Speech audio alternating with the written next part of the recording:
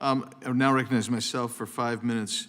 So the NIBR's estimation methodology approximates what the expected value would be for missing data. Is that right? Yes, sir, that's correct.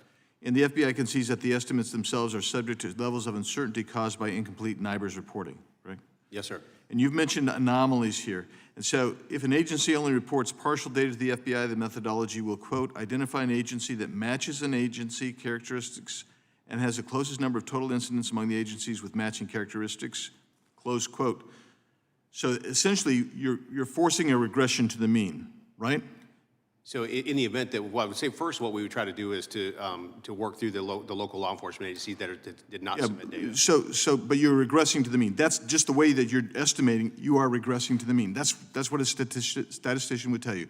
You're trying to regress to the mean, which means that you're boxing out the anomalies that you just talked about, which means that if you have a jurisdiction that has a no arrest policy and literally does not make an arrest, or they make an arrest, hold them in jail overnight, and discharge the person without further prosecution, you have anomalies. Is that not true?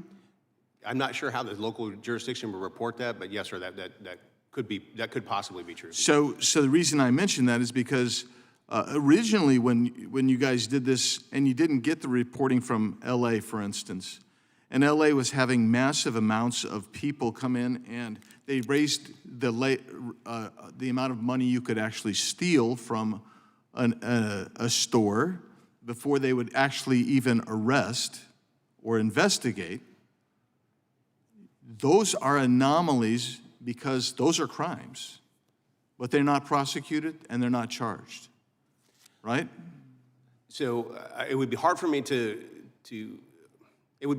answer a hypothetical on that, but It's not a hypothetical. We all saw it on the news. I know, Mr. Ferguson, you saw it on the news just like I did. I know in my own state, we have a city of about 500,000 people that says, look, you know, unless it's a shoplift of over $2,500, we're not coming. But that's a crime, right? And it then becomes an unreported crime. So what I'm trying to get at here is the data that you are putting together, because it is voluntary and because it remains open to the providers of the information, not you guys, because you're taking whatever information you have and you're making a static determination. Okay, they reported this is what's in there. Or they didn't report it, and we're going to do one of two things. We're going to go on the internet and see if they've put something publicly like Phoenix does. Phoenix puts its crime data publicly. And you guys are going to take that and incorporate that into your, I can't remember what you called it, like the hand sorting or where you guys go out, right? That's a fair statement, right? That was the only one time that we did that was in 2020. So you've never done that since then? That's correct. So if they don't actually respond and now you just... We will do one of two things. We will work with the law enforcement agency, reach out to the law enforcement agency to try to attempt to get that information if there's missing data, or we'll apply the traditional NIBR's estimation method. Which is where you're saying, well, you know, Phoenix is a little bit bigger than Houston maybe, and Houston's numbers are this. Similarly situated, they both have high illegal migrant populations rolling through them, so we're going to say that maybe Phoenix would have roughly the same amount. Is that fair? That sounds to be like a fair. Sounds to be a fair. Right. So this is the problem that I think that we may be having on our side, is that doesn't sound like something I would rely on, because Phoenix is very different than Houston. Phoenix has, like Houston, literally thousands of drop houses for illegal aliens coming through. Thousands. And they commit crimes, but they're not reported necessarily.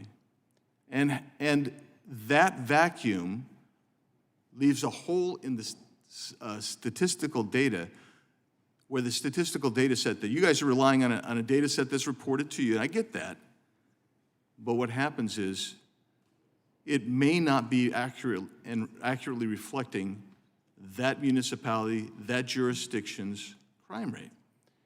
So I think I probably should do a little bit of clarification there to your point. I completely understand the angst with regard to these numbers.